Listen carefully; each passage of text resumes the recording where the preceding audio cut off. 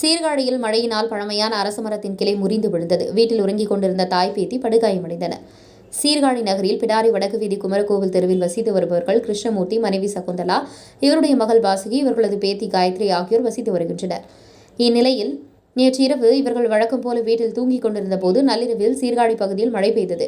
இவர்களது வீட்டின் அருகில் உள்ள 100 ஆண்டுகளுக்கு மேல் பழமையான அரச மரத்தின் பெரிய கிளை திடீரென முறிந்து இவர்களது தகர கூரையின் மீது விழுந்தது. இதில் வீட்டில் பக்கவாட்டு சுவர் பெயர்ந்து வீட்டில் உறங்கிக் கொண்டிருந்த சகுந்தலா உள்ளிட்ட மூவரின் மீது விழுந்தது. பலத்த காயமடைந்த மூவரையும் அருகில் உள்ள மருத்துவமனையில் சிகிச்சைக்காக சேர்த்தனர். இதுகுறித்து போலீசார் விசாரணை மேற்கொண்டு வருகின்றனர்.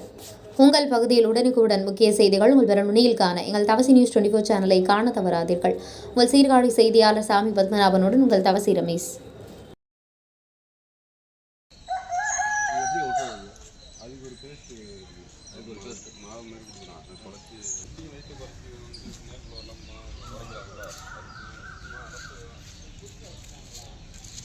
அவ்வளோதான்.